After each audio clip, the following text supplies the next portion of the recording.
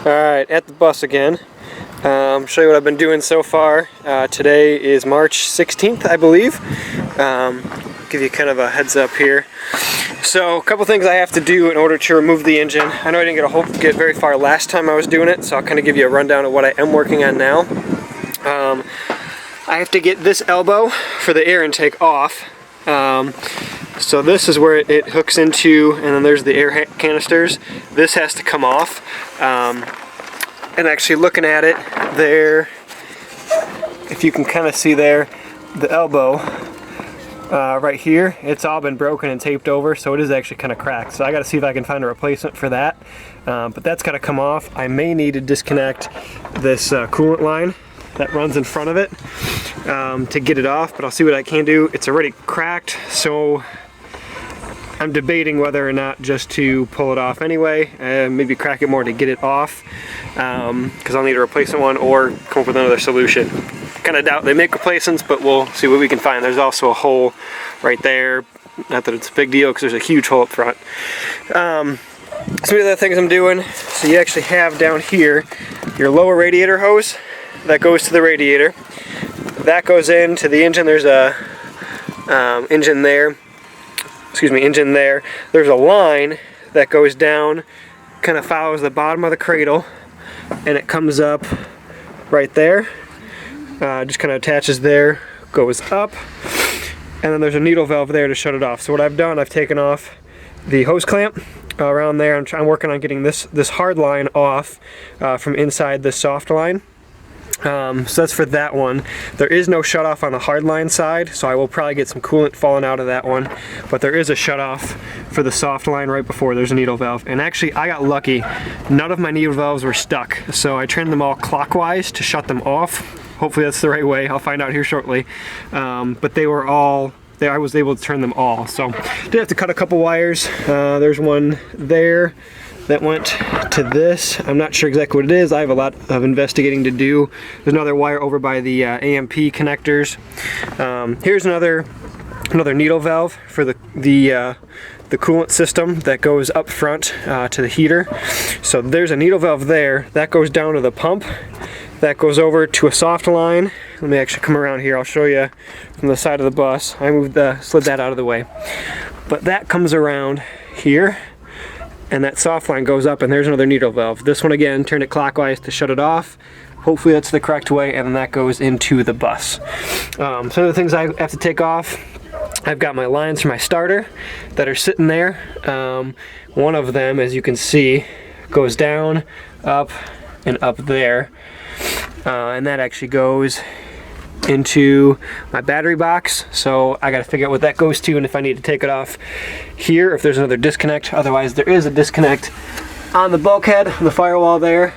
Kind of see it right there, kind of on the end. That's gotta come off for the connectors. That's for that side. You've got your compressor, air compressor, it's sitting right there. On the other side of that I've got a line that's gotta come off for the air line. I'll come around there. What I've done too, I don't know if I'll need them, or I don't have any plugs though. Some other recommendations from the guys on the forums on Scenicruiser 21 and Scenicruiser Depot, they're just Yahoo groups, was to get hydraulic end caps to cover the ends of the hoses that I take off. So for the power steering, for the heater lines. What I decided to do is I went and I got irregular beaker stoppers. These are solid, there's no holes in them. Kind of see them there. But I just got regular stoppers. I got a whole assortment of them. Got them from a website. I'll actually put the website link that I got these from if you guys are interested.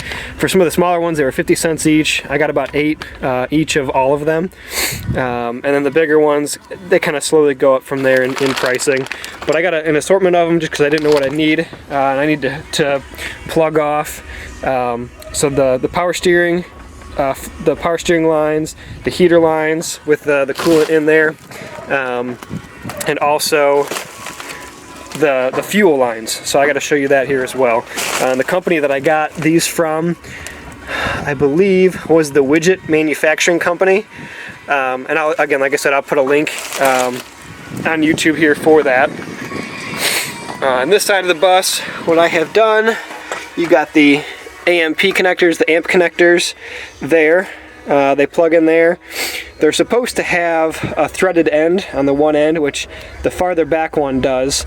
The closer one does not, so you can kind of see the threaded ends there. They are two different sizes, so they can only go back on one way, so I wasn't too worried about labeling them.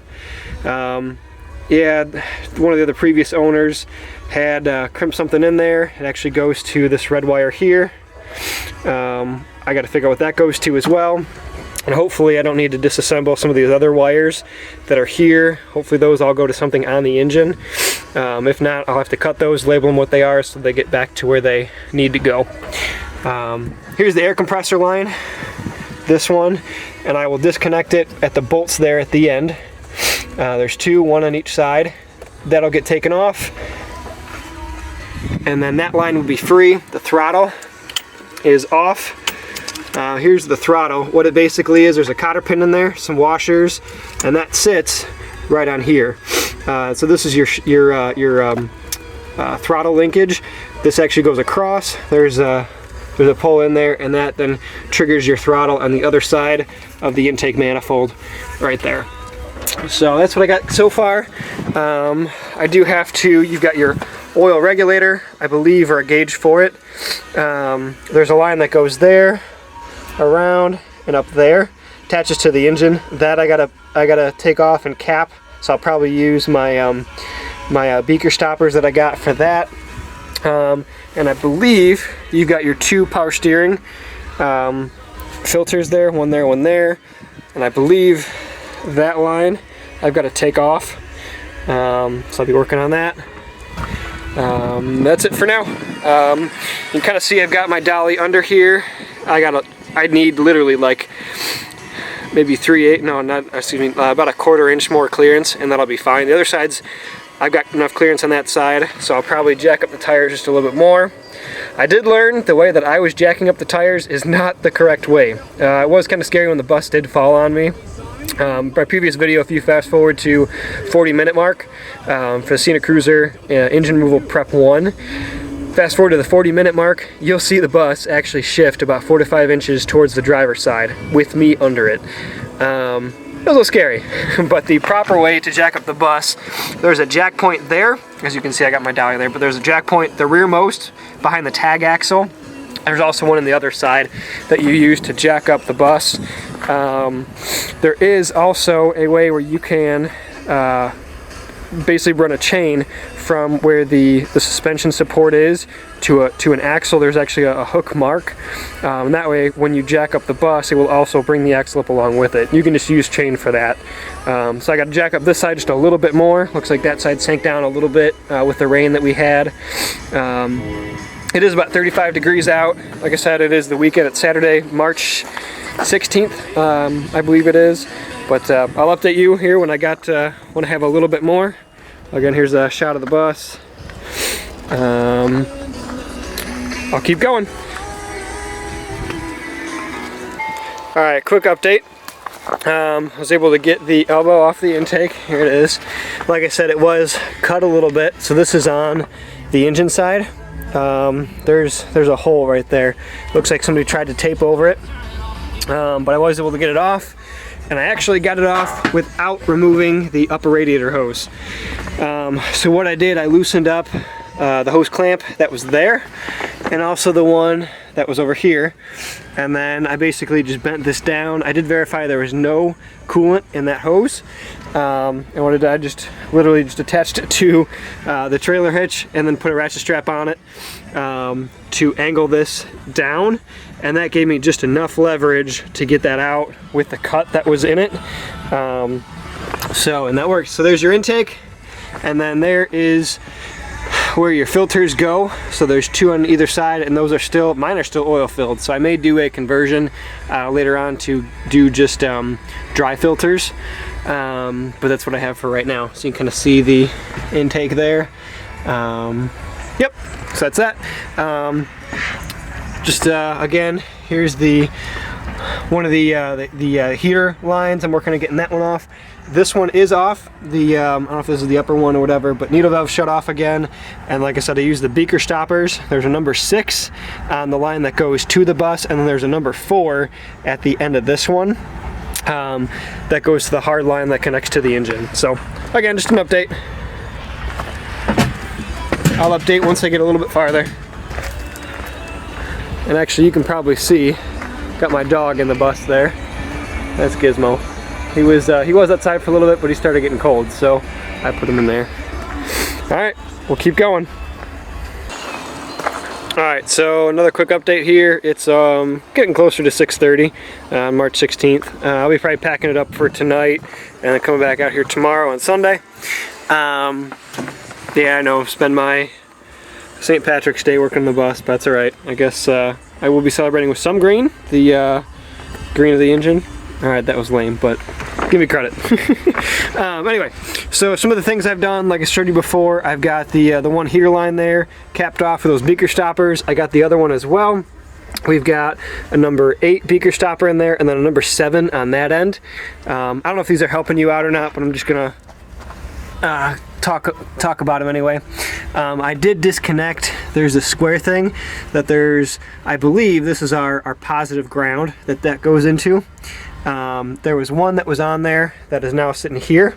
I have labeled it as well. I do recommend when you're doing something like this, label everything if you're unsure where it goes to.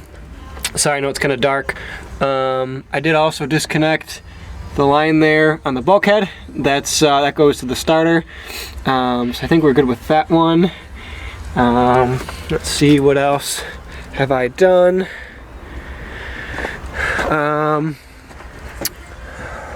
I did do some more with some of the wires up there. I kind of labeled them and cut them. Stuff that I saw that it would not come out with the cradle that actually goes into the box here. I did also, there was a bolt on here. This holds the hard line. This I did have to pull out to get that line off, and then I put the bolt back in there. I did tighten these back down, the hose clamps for that. I believe this is one of the fuel filters. The lines go up there, and I think these two, this one specifically, is the high idle. It looks like there's fuel lines that go to this, but it's also powered by air. I could be wrong. It looks like there are some electrical connectors over here, but I believe this is the high idle.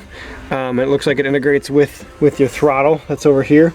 You got your fuel lines. I believe these are the fuel lines here. It looks like mine has additional inline filters. I believe that's what those are. So I got to figure out where I disconnect those, and those will be coming off next. Those I'll probably wait till tomorrow to do. And then for my power steering, again, there's the reservoir right there. You got your lines there in the back. That's got to come off, and I'll work on that tomorrow. And there's the oil. So that's it for now. I may jack up the bus a little bit more here before I do anything more, but it's starting to get a little bit darker. Like I said, it's almost 6:30 on March 16th. So anyway, that's it for now. Alright, back at the bus today. It is March, I believe, 22nd. Got my dog here with me, tied to the truck. But we're working on just kind of finishing up a couple more things. I know I have an update for what I have done. As you can see, I've got a little more wood under the tires there. I have fixed the blocking under there as well. Ignore the brick. That's not actually holding anything. It's completely loose. So ignore that for now. But I have fixed the blocking as well. I need about an inch and a half of clearance on the other side. And then I'll be ready basically to remove the engine. I do have a couple little things to do. I still got to take off the clutch linkage, shift linkage, take a power line that goes to the generator or the alternator, and fuel lines. I think that's it. Maybe an oil line as well.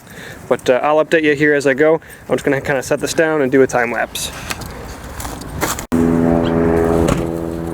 It's about 40 degrees out today, so it's actually not too bad. So it's a perfect day for working on the bus. So the wind isn't too bad. So off I go.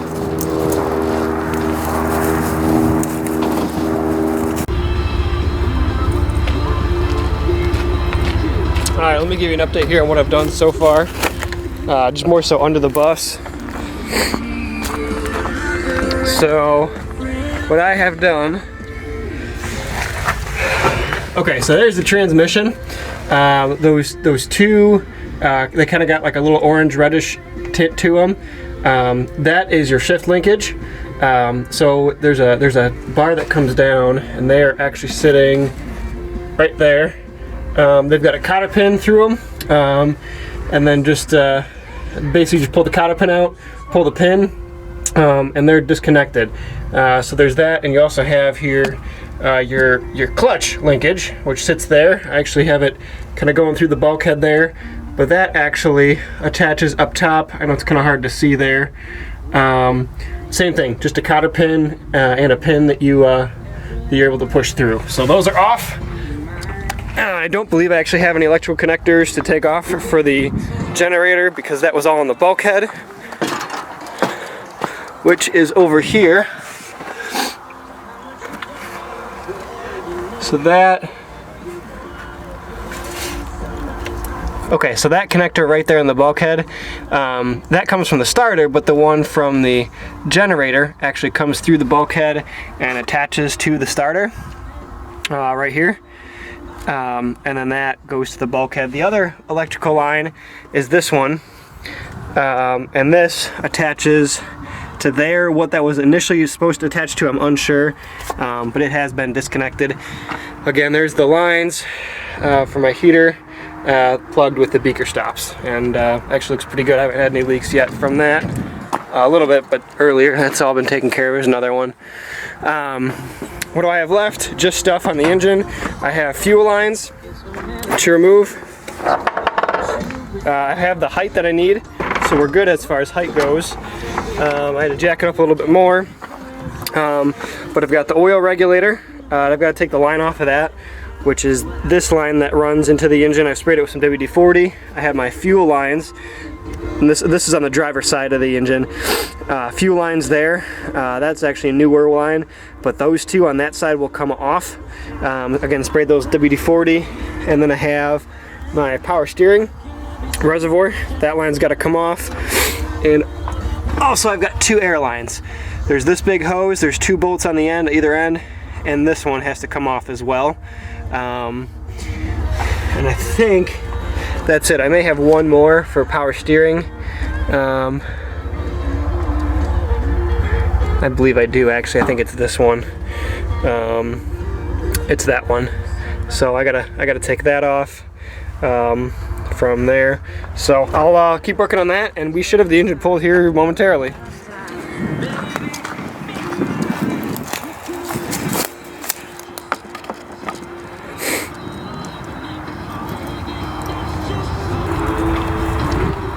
The other thing I did take off was the bolts that maintain the sockets in the cradle, the front of them.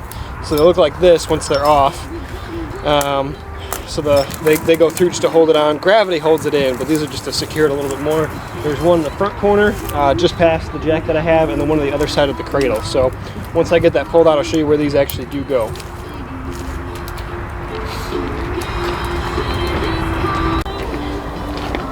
Alright, everything's disconnected, so we're good to go. I'll show you what I've done so far, and we'll start to pull the engine. The only thing I have yet to disconnect is the three nuts that suspend the cradle from the back of the bus.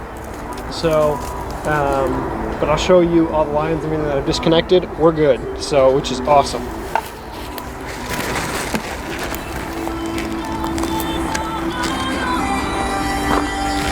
Okay, so in here we have our oil regulator. The line from that's been disconnected. They're all over there.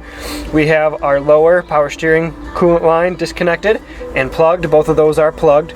I don't know the exact size of those plugs yet, but I'll write down all the plugs that I did use under the description. We've got our fuel line. This would be the bigger fuel line. I believe this is the send unit, because I think the smaller's the return, but I could be incorrect. But there's one of the fuel lines plugged as well. We've got our coolant reservoir line there is plugged as well. That's pulled off. This did suck. A lot of coolant came out of this, so I will have to top this off. There's the cap there, but that's all right. I didn't lose I guess it could have been worse. And then behind that, right here, kind of hard to see, but I plugged that as well. This is the lower fuel hose, or excuse me, the smaller, the upper fuel hose. So yeah, those are all done. I've also gotten, if you can kind of see in here, right there, this is the big air line that has been disconnected. I made sure that the gasket is still in place on the line that will stay attached to the bus. And then I also pulled off the air line there. That goes here, and here again is your throttle linkage. You have your electrical connectors, your amp connectors, and I've pulled off everything else. So I think I'm ready to pull the engine. All the electrical wires are off the bulkhead. I have the heater core lines pulled off. I think we're ready to go. I'm going to pull this tarp off the back, and we'll go from there. Alright, I just punctured a hole in my radiator. This is not good. You can see it dripping off there. I left my wrench in the fan. There's the hole. Oh gosh, that is not good at all. Oh. Well, that sucks.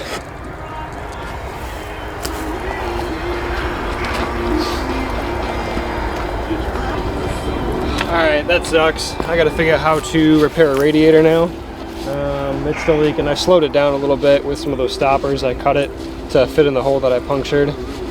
It's only one hole so far that I can see. So I gotta figure out how to repair that. Otherwise, a new radiator, priced out, is gonna be about $3,000. I guess I'll keep at it. It's gonna drain out. It'll go about 3/4 of the way down.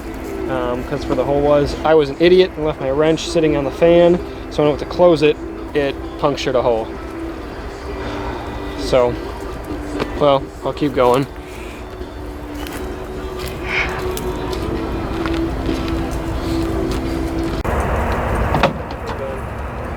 Alright, that's it for tonight. I'm getting frustrated. It's just time to go home. I gotta figure out my radiator deal. Make a couple phone calls on that. I think I'm just going to pack it up for tonight.